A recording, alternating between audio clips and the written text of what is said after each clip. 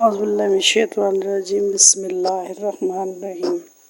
حضرت رابعہ بصری کی پیدائش 95 سے 99 ہجری کے دوران بصرہ عراق میں ہوئی۔ چونکہ آپ اپنی 3 بہنوں کے بعد پیدا ہوئی، اس لیے آپ کا نام رابعہ رکھا گیا۔ آپ ایک انتہائی غریب لیکن معزز گھرانے میں پیدا ہوئی۔ رابعہ بصری کے والدین کی غربت کا اندازہ اس بات سے لگایا جا سکتا ہے کہ جس شب رابعہ بصری پیدا ہوئی، آپ کے والدین کے پاس نہ تو دیا جلانے کے لیے تیل تھا اور نہ آپ کو لپیٹنے کے لیے کوئی کپڑا۔ آپ کی والدہ نے اپنے شوہر یعنی آپ کے والد سے درخواست کی کہ پڑوس سے تھوڑا سا تیل ہی لے آئے تاکہ دیا جلا سکے، لیکن آپ کے والد نے پوری زندگی اپنے خالق حقیقی کے علاوہ کسی کے آگے ہاتھ نہ پھیلایا تھا، لہٰذا وہ پڑوسی کے دروازے تک تو گئے لیکن خالی ہاتھ واپس آ گئے۔ رات کو رابعہ بصریہ کے والد کو خواب میں حضور پاک صلی اللہ علیہ وسلم کی زیارت ہوئی اور آپ صلی اللہ علیہ وسلم نے رابعہ کے والد کو بتایا کہ تمہاری نومولود بیٹی خدا کی برگزیدہ بندی بنے گی اور مسلمانوں کو صحیح راہ پر لے آئے گی۔ تم امیر بصرہ کے پاس جاؤ اور اس کو ہمارا پیغام دو کہ تم امیر بصرہ ہر روز رات کو 100 دفعہ، خیرات کو 400 مرتبہ درود کا نذرانہ بھیجا کرو۔ اس نے درود شریف نہ پڑھا، لیکن لہذا اس کے کفارے کے طور پر 1000 دینار یہ پیغام پہنچانے والے کو دے دیے۔ رابعہ بصری کے والد اٹھے اور امیر بصرہ کے پاس پہنچے، اس حال میں کہ خوشی کے آنسو آپ کی آنکھوں سے جاری تھے۔ جب امیر بصرہ کو رابعہ بصری کے والد کے ذریعے حضور پاک صلی اللہ علیہ وسلم کا پیغام ملا تو یہ جان کر انتہائی خوشی ہوئی کہ رسول اللہ صلی اللہ علیہ وسلم کی نظروں میں ہے۔ اس کے شکرانے کے طور پر فوراً 1000 دینار غربا میں تقسیم کرائے اور 400 دینار رابعہ بصری کے والد کو ادا کیے اور ان سے درخواست کی جب بھی کسی چیز کی ضرورت ہو بلا جھجک تشریف لائیں۔ رابعہ بصری نے جب ہوش سنبھالا تو آپ کے والد انتقال کر گئے اور بصرہ کو سخت قحط نے اپنی لپیٹ میں لے لیا۔ اس قحط کے دوران آپ رابعہ بصری اپنی بہنوں سے بچھڑ گئیں۔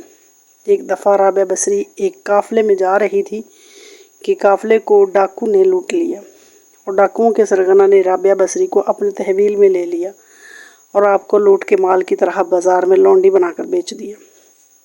آپ کا آقا آپ سے انتہائی سخت محنت و مشقت کا کام لیتا تھا، اس کے باوجود آپ دن میں کام کرتی اور رات بھر عبادت کرتی رہتی اور دن میں بھی زیادہ تر روزے رکھتی۔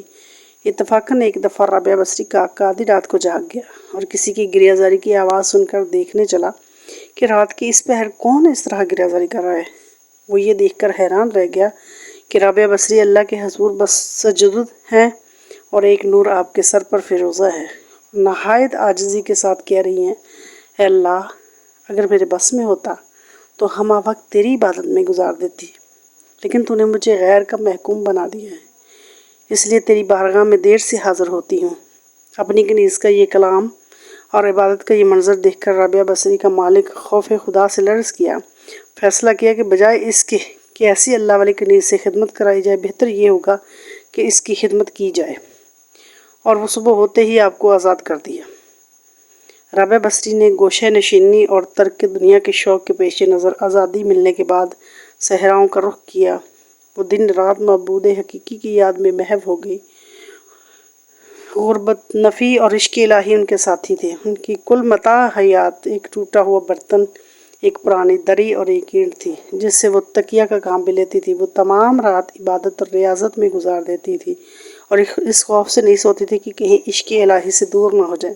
جیسے جیسے رابعہ بصری کی شہرت بڑھتی گئی، آپ کے متقدین کی تعداد بھی اضافہ ہوتا گیا۔ آپ نے اپنے وقت کے جید علماء، محدثین و فقہاء سے مباحثوں میں حصہ لیا۔ رابعہ بصری کی بارگاہ میں بڑے بڑے علماء نیاز مندی کے ساتھ حاضر ہوا کرتے تھے۔ ان بزرگوں اور علماء میں سر فہرست حضرت امام سفیان ثوری رحمۃ اللہ علیہ اور امام ابو حنیفہ رضی اللہ عنہ کے ہم عصر تھے اور جنہیں امیر المومنین کی الحدیث کے لقب سے بھی یاد کیا جاتا ہے۔ ایک روز رابعہ بصری ساحل فرات پر موجود تھی کہ اچانک حضرت حسن بصری وہاں پہنچ گئے اور پانی پر مصلی بچھا کر فرمایا، آئیے نماز ادا کریں۔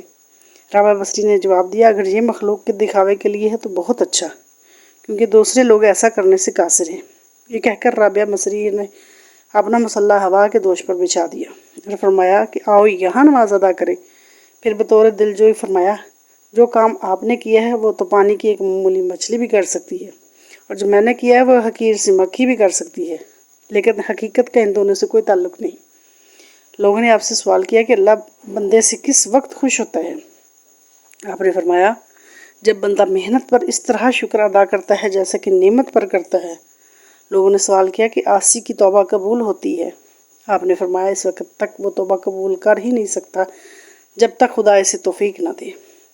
جب توفیق حاصل ہوگی تو پھر قبولیت میں کوئی شک نہیں رہی۔ آپ نے فرمایا کرتی کہ صرف زبان سے توبہ کرنا کا لوگوں کا فعل ہے، کیونکہ اگر ایک بار صدق دل سے توبہ کی جائے تو دوبارہ کبھی توبہ کی ضرورت ہی نہ پڑے۔ ایک مرتبہ لوگوں نے دیکھا کہ حضرت رابعہ بصری جذب کی حالت میں بصرہ کی گلیوں میں ایک ہاتھ میں مشل اور دوسرے ہاتھ میں پانی لے کر لے جا رہی ہے۔ جب لوگوں نے پوچھا کہ یہ آپ کیا کرنے جا رہی ہیں، تو رابعہ بصری نے جواب دیا کہ میں اس آگ سے جنت کو جلانے اور اس پانی سے دوزخ کی آگ بجھانے جا رہی ہوں، تاکہ لوگ اس معبود حقیقی کی اطاعت جنت کی لالچ اور دوزخ کے خوف سے کریں، بلکہ لوگوں کی عبادت کا مقصد محض اللہ کی محبت بن جائے۔ ایک مرتبہ رابعہ بصری سے پوچھا گیا کہ آپ شیطان سے نفرت کرتی ہیں؟ رابعہ بصری نے جواب دیا خدا کی محبت نے میرے دل میں اتنی جگہ ہی نہیں چھوڑی کہ اس میں کسی اور کی نفرت یا محبت سما سکے۔ حضرت صالح عامری اکثر فرمایا کرتے تھے کہ جب مسلسل کسی کا دروازہ کھٹکھٹایا جائے تو آخر کار کسی نہ کسی وقت کھول ہی دیا جاتا ہے۔ رابعہ بصری نے آپ کا جملہ سن کر فرمایا آخر کب وہ دروازہ کھلے گا، کیونکہ وہ تو کبھی بند ہی نہیں ہوا۔ یہ سن کر حضرت صالح عامری کو آپ کی دانش مندی پر مسرت ہوئی اور کم عقلی پر رنج۔ حضرت رابعہ بصریہ رحمۃ اللہ علیہ معاملات اور معرفت و طریقت میں اپنا ثانی نہیں رکھتی تھی۔ آپ کو تمام بزرگ از حد معتبر اور صاحبہ خیال سمجھتے تھے۔ حضرت حسن بصری رحمۃ اللہ علیہ اس وقت تک واز نہ فرماتے جب تک حضرت رابعہ بصریہ تشریف نہ لاتی۔ اعتراض کرنے والوں کو یہ جواب فرماتے کہ جو شربت ہاتھوں کے برتنوں کا ہے وہ چونٹیوں کے برتنوں میں نہیں سما سکتا۔ آپ بہت ہی پردہ دار، سوختہ عشق و اشتیاق، شیفتہ قرب، اختراق کے مریم ثانی تھی۔ درویش لوگ آپ کو قلندرہ مانتے ہیں۔ حضرت رابعہ بصریہ قلندرہ اکثر فرمایا کرتی ہیں کہ یا خدا تو نے اگر مجھے نار جہنم میں ڈالا تو تیرا ایک ایسا راز افشا کروں گی جس کو سن کر جہنم مجھ سے 1000 سال کی مسافت پر بھاگ جائے گا۔ رابعہ بصری نے تقریباً 88 سال کی عمر پائی، لیکن آخری سانس تک آپ نے عشق الہی کی لذت کو سرشار کو اپنا شعار بنائے رکھا۔